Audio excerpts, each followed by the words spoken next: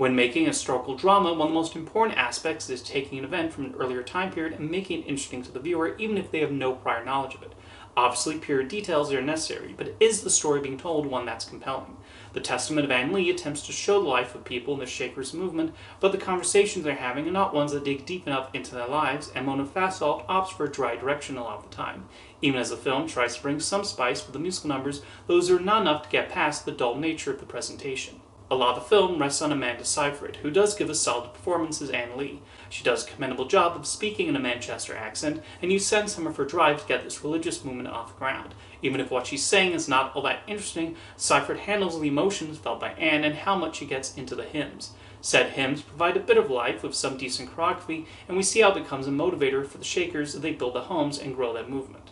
There's a clear message here about religious persecution, not unlike what Fasolt and her co-writer Brady Corbet explored in their previous collaboration, The Brutalists.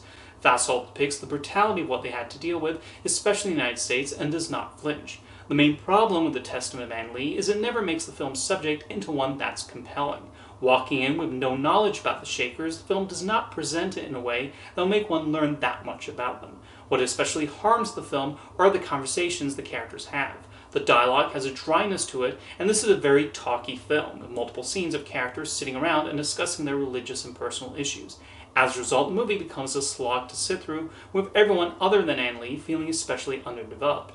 Even with talented up-and-comers like Lewis Pullman and Thomasin McKenzie, and established character actors like Tim Blake Nelson in the cast, they can only do so much with what they're given to work with. McKenzie even provides a narration that does not bring much to the table, and at a certain point the film becomes an impatient wait for the end credits. One can see what The Testament of An Lee is trying to do, and the film is well made on a technical level. It's nicely shot, and the musical numbers do have a certain life to them that's missing from the rest of the movie. Amanda Seyfried also gives her all in her performance, and you do get a sense of the passion An Lee feels about her movement. It's a shame the film is mostly a dull affair as it drags on from one uninteresting conversation to the next that don't do enough to deepen the characters. The result is something that one feels at a distance from, and does not make one curious to learn about the Shakers and their history.